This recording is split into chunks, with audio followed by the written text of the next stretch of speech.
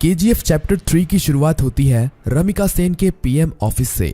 रमिका सेन को एक ऑफिसर बता रहा होता है कि पिछले 3 सालों से रॉकी ने विदेशों तक अपना बिजनेस फैला दिया था और इंडोनेशिया और अमेरिका में भी उसने कई इलीगल काम किए थे। इसीलिए इंडोनेशिया और अमेरिका की सिक्योरिटी फोर्स भी रॉकी को पकड़ना चाहती थी, पर अब रॉकी मर चुका है। पर इंडोनेशिया और अमेरिका में रॉकी के इलीगल काम अभी भी चल रहे हैं। रमिका सेन कहती है तो इंडोनेशिया और अमेरिका की गवर्नमेंट को उसके खिलाफ एक्शन लेना चाहिए। तभी वो ऑफिसर बताता है कि गवर्नमेंट ऐसा नहीं कर सकती, क्योंकि रॉकी ने 1979 से 1981 तक इन 3 सालों के अंदर ही अपने सोने के बिजनेस को काफी बड़ा कर लिया था। विदेशों में भी हजारों लाखों लोग उसके लिए काम करते हैं और खुद गवर्नमेंट के लोग भी उसके साथ मिले हुए हैं। इसीलिए गवर्नमेंट चाहकर भी उसके खिलाफ एक्शन नहीं ले सकती। फिल्म की कहानी अब फ्लैशबैक में जाती है और हमें रॉकी के जीवन के उन्हीं 3 सालों के बारे में पता चलता है, जिसमें उसने अपने साम्राज्य को विदेशों तक फैला दिया था। सभी माइनों पर कब्जा होने के बाद रॉकी ने और कई माइनों की खोज कर ली थी और सभी लोगों को उनकी खुदाई में लगा दिया था। रॉकी ने उन सभी माइनों से तेजी से सोना निकाला और इकट्ठा करता गया और बाहर के बड़े बड़े देशों में एक्सपोर्ट करने लगा। रॉकी को विदेशों से काफी बड़े बड़े ऑर्डर आने लगे, जिनको पूरा करने के लिए उसने खुदाई को और तेज करवा दिया था। दूसरी तरफ से उसने माइन की खुदाई के लिए और सोने की खोज के लिए अमेरिका से कई टेक्नोलॉजी मशीन भी मंगाई थी, जिससे वो जल्द से जल्द इन सभी माइनों का सोना निकालकर इकट्ठा कर सके। रॉकी ने अगले 1 साल के अंदर इन माइनों से इतना सोना निकाला था जितना कि पिछले 20 सालों में भी नहीं निकाला था। दूसरी तरफ रॉकी ने अपने इलाके को एक इंडस्ट्रियल एरिया बना लिया था और माइन में काम करने वाले लोगों के लिए उसने अच्छे घर, स्कूल, कॉलेज, अस्पताल सब कुछ बना दिए थे। इसीलिए खुदाई करने वाले लोग उसे काफी पसंद करते थे और उसके लिए अपनी जान देने के लिए भी तैयार थे। धीरे धीरे करके रॉकी का साम्राज्य बड़ा ही होता जा रहा था। विदेशों में सोने का एक्सपोर्ट करते करते रॉकी की जान पहचान भी विदेशों की सरकार से भी हो गई और सरकारों के कई लोग रॉकी के साथ मिल गए। रॉकी कई बार इंडोनेशिया और अमेरिका में भी गया था। वहां पर भी उसने अपने सोने के साम्राज्य को काफी बड़ा कर लिया था। इस साम्राज्य को फैलाने में सरकार के कई लोगों ने उसकी मदद की थी और रॉकी ने एक गैंग अपनी इंडोनेशिया में और एक अमेरिका में भी खड़ी कर ली थी और रॉकी ने इन गैंग के लिए अपना एक लीडर भी बना लिया था और रॉकी उन सभी का राजा बन गया था। इस तरह से रॉकी ने अपने साम्राज्य को विदेशों तक फैला दिया था। अब कहानी फ्लैशबैक से बाहर आती है और हमें दिखाया जाता है कि जब रमिका सेन ने भारत में रॉकी के साम्राज्य को खत्म कर दिया था और रॉकी अपना सारा सोना लेकर समुद्र के बीच में चला गया था, वहां पर रॉकी ने इंडियन नेवी को खुद मैसेज करके उसे मारने के लिए कहा था। तब इंडियन नेवी ने रॉकी के शिप पर मिसाइल छोड़कर रॉकी को मार दिया था, पर रॉकी वहां पर मरा नहीं था। रॉकी का सारा सोना उसी समुद्र की गहराइयों में उसी जहाज में दफन है और रॉकी को अमेरिका के सबमरीन ने बचा लिया था। ये सबमरीन अमेरिका के एक बिजनेसमैन की थी, जिसे रॉकी ने उन 3 सालों के बीच में अपना पार्टनर बना लिया था। रॉकी अब अमेरिका में सबसे छुपकर रह रहा था और वो महीने में कभी कभी इंडिया भी किसी को फोन करता था कि केजीएफ का क्या हुआ, केजीएफ को ठीक होने में कितना समय लगेगा। अब कहानी इंडिया में शिफ्ट होती है और हमें दिखाया जाता है कि सलार केजीएफ के तबाह होने के बाद केजीएफ को दोबारा से खड़ा कर रहा है और जो लोग बच गए थे उन सभी लोगों के साथ मिलकर रॉकी के साम्राज्य को दोबारा से खड़े करने में लगा हुआ है। सलार ये सभी रमिका सेन से छुपाकर कर रहा है, पर बहुत जल्द रमिका सेन को भी इसके बारे में पता चलने वाला है। धीरे धीरे करके सलार रॉकी के साम्राज्य को दोबारा से खड़ा कर देता है और दोबारा से माइनों में खुदाई शुरू हो जाती है। अब सलार रॉकी को फोन करता है और कहता है, मालिक, हमने आपका साम्राज्य दोबारा से खड़ा कर दिया है। जिस तरह आपने कहा था, अब आपके लौटने का समय आ चुका है। रॉकी कहता है, सलार, तुम्हारे लिए मेरे पास एक काम और है। तुम्हें उस सोने को समुद्र से निकालना है जो हमने इतने सालों से वहां पर छुपा के रखा है। वो हमारी माइनों से ही निकला हुआ सोना है। इसे हमें किसी भी कीमत पर समुद्र से निकालना है। इस सोने की मदद से ही मैं दोबारा से भारत में अपने साम्राज्य को खड़ा करूंगा। सलार सोने को समुद्र से निकालने के काम में लग जाता है और इंडिया में अब एंट्री होती है रॉकी की।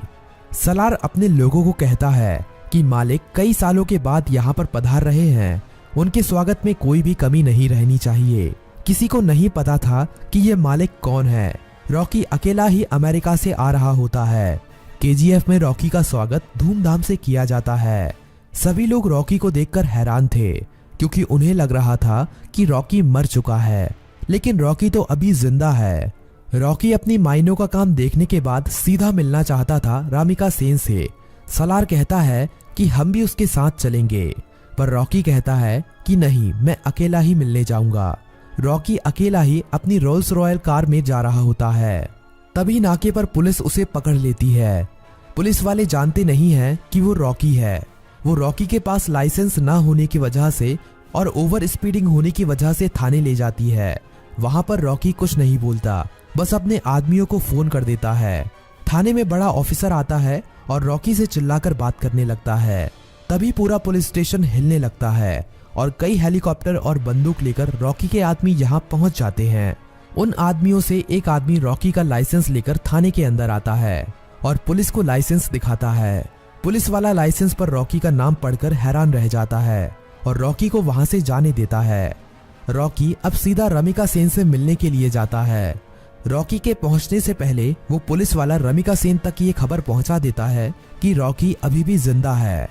रमिका सेन ये खबर सुनकर हैरान हो जाती है कि अभी तक रॉकी कैसे जिंदा है।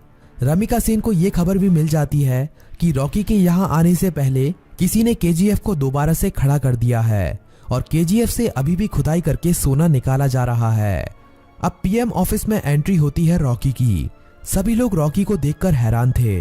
रॉकी सीधा मिलने जाता है रमिका सेन से। रॉकी रमिका सेन से कहता है कि मैंने कहा था ना, युद्ध हुआ तो जीतूंगा मैं, और जीत मेरी ही हुई है।